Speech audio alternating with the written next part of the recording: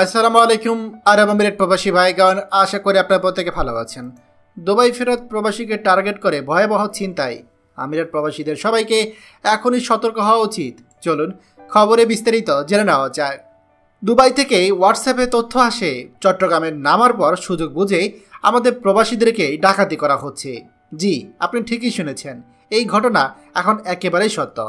প্রবাসী যাত্রীরা কে কখন দেশে ফিরবেন, চট্টগ্রামের শাহ আমানত বিমানবন্দরে কোন ফ্লাইটে কখন নামবেন, হোয়াটসঅ্যাপে এইসব তথ্য দুবাই থেকে এক সদস্যের মাধ্যমে চট্টগ্রামে সংগ্রহ করতেন সৈয়দ মুজিবুল হক। এরপর বাকি ডাকাত দলের সদস্যরা মাইক্রোবাসে করে প্রবাসী সিএনজিকে অনুসরণ করে প্রতিবদ্ধে সুযোগ বুঝে ডাকাতি চালায়। গত 21শে মে চট্টগ্রাম বিমানবন্দর থেকে বাড়ি ফেরার পথে এক প্রবাসী মালামাল লুটের ঘটনায় হালিশহর থানায় দায়ের করা মামলার সূত্র ধরে অভিযানে সংঘবদ্ধ ডাকাত চক্রের 7 সদস্যকে গ্রেপ্তার করেছে পুলিশ। এই ডাকাত দলের সদস্যদের কাছ থেকে উদ্ধার হয়েছে স্বর্ণালঙ্কার ও মোবাইল ফোন।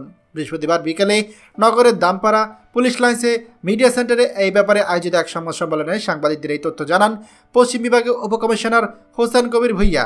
সংবাদ সম্মেলনে পুলিশ জানায়, 21শে জুলাই সকালে দুবাই ফেরত মোহাম্মদ শামসুদ্দিন বিমানবন্দর থেকে সিএনজি নিয়ে হালিশহর থানার সাগরপাড়া লিং রোড বারুইঘাটস্থ ডগিরখাল ব্রিজের কাছে পৌঁছালে একটি কালো রঙের মাইক্রোবাস সিএনজি গাড়িটিকে চাপা দিয়ে থামিয়ে দেয়।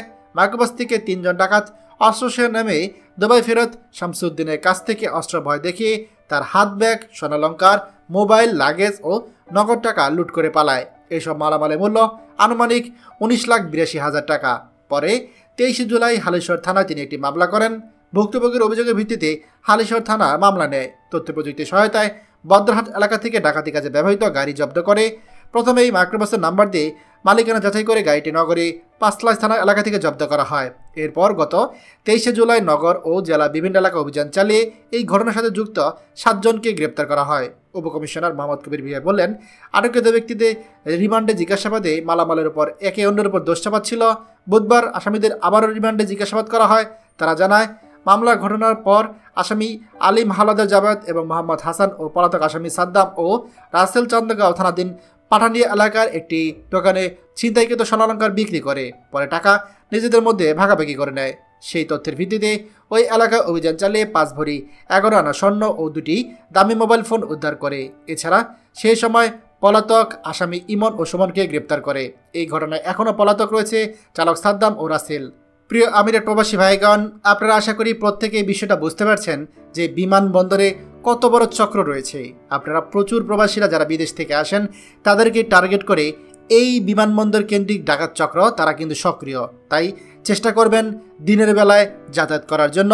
আর যদি দিনের বেলায় যাতায়াত করেন অবশ্যই সাথে ব্যাকআপ লোকজন রাখবেন এবং কোনোভাবেই যেন আপনার এই তথ্য অন্য কারোর সাথে শেয়ার না করুন। এবং বিমানবন্দরে কেউ যদি সন্দেহজনকভাবে ঘোরাফেরা করে, আপনার ছবি বা আপনার ব্যাপারে তথ্য জিজ্ঞাসা করে, সেটাও কারোর সাথে শেয়ার করবেন না। এটা খুবই গুরুত্বপূর্ণ। দয়া করে ভিডিওটি আমাদের সকল প্রবাসীদের সাথে শেয়ার করুন। আর আপনি যদি আমাদের এই চ্যানেল নতুন হয়ে থাকেন অবশ্যই আমাদের চ্যানেলটিকে সাবস্ক্রাইব করুন প্রবাসীদের সকল গুরুত্বপূর্ণ খবরাখবর সবার আগে পাওয়ার জন্য। ধন্যবাদ সবাইকে। আমাদের সকল ভিডিও আপডেট সবার আগে পেতে আমাদেরকে সাবস্ক্রাইব করুন। সাবস্ক্রাইব করতে সাবস্ক্রাইব বাটনে ক্লিক করুন এবং বেল আইকনটি চাপুন যাতে আমাদের কোনো লেটেস্ট ভিডিও আপনি মিস না করুন।